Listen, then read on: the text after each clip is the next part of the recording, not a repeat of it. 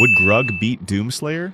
Well, here we have Grug, quite possibly the most overpowered character in all of fiction. Equipped with the idea force, Grug is a meta-dimensional being who transcends the very concept of space-time itself. This guy is so strong he's able to cause entire earthquakes just by sitting down, throw things so hard they fly off into outer space, and can tap into the idea force, a mysterious form of energy that gives him cosmic-level intelligence. This Chad is so powerful that we're pitting him against the Doomslayer. You know, that one guy who's so powerful he can solo all of hell. Let's look at the prehistoric heavyweight champion. Grug is the overprotective father of the Croods family, and he's basically the only reason they survived for as long as they did.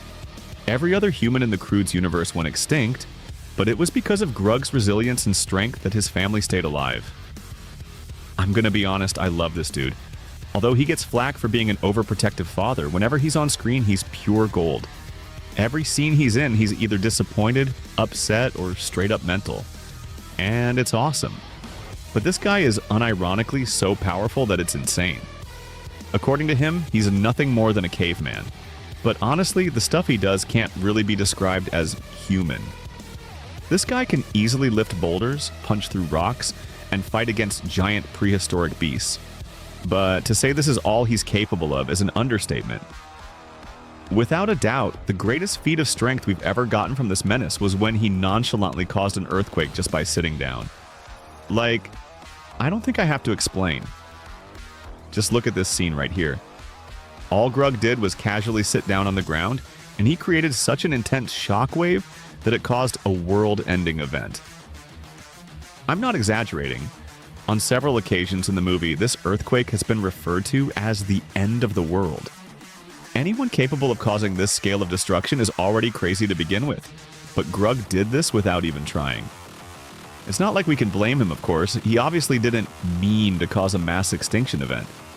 That's just the struggle of constantly trying to hold back monstrous level strength. One wrong move, and you accidentally shatter the whole universe. Just imagine if this Giga Chad used the full extent of his powers, and we actually see a glimpse of this. You see, I did some research and found out that Grug has the power to tear entire holes through the very fabric of space-time itself.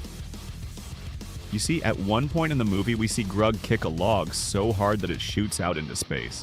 Don't ask me how I know, but this log tore through planets, flew across galaxies, and eventually generated such an intense force that it tore a hole within the fabric of space-time itself. Don't ask me how I know this, just trust me, bro. Grug legit kicked this log so hard that it broke a hole through space-time. In terms of speed, again, Grug is no slouch. Despite his massive size, he's capable of outrunning prehistoric beasts. Look at these things right here. There's no chance a regular human could even dream of keeping up with these monsters.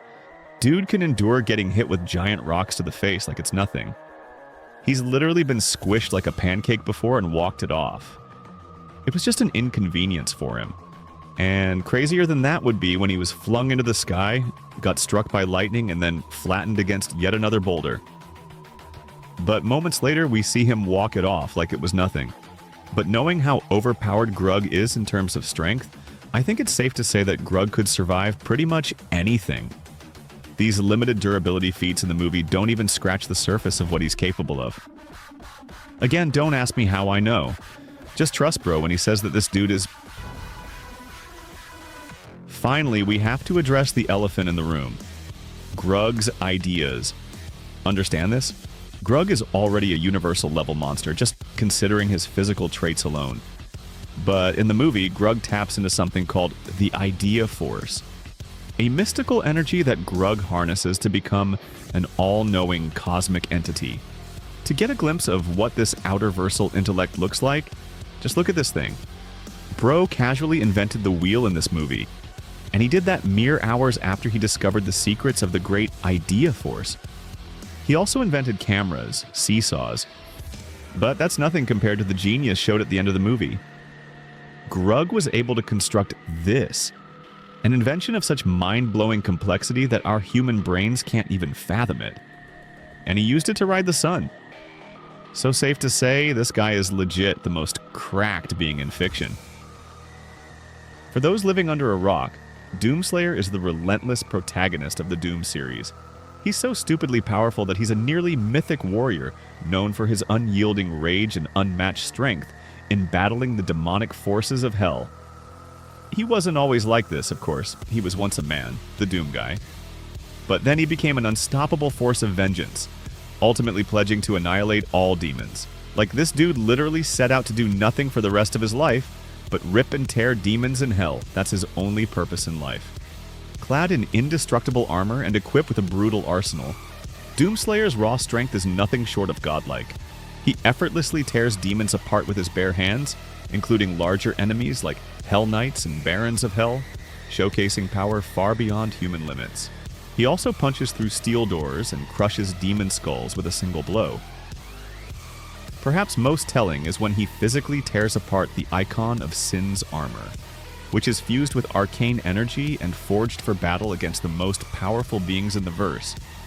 Even scratching this armor is something that would be utterly impossible for even superhuman beings. Mind you, the Icon of Sin has the power to physically warp and manipulate infinite miles of hell. It's a bit hard to imagine, but what this basically means is that the Icon of Sin is strong enough that he can destroy hell itself. Hell, of course, is an infinite concept. Basically an endless place that stretches untold miles upon miles with no end. The Icon of Sin is an infinite level threat, but somehow Doom Guy managed to defeat him.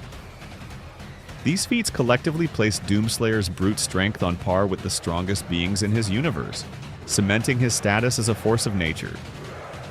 Arguably the greatest feat of raw strength we've ever seen was when he did this, straight up crushing an orb that is the essence of creation. So basically what he did was destroy all of creation, and he did it with his bare hands. So yeah, this dude has infinite strength. He's defeated the Titan, a being who has been described as having infinite power, and of course we have to talk about his fight with the Dark Lord Devoth. This dude is the creator of all things. He created hell, again, an infinite place.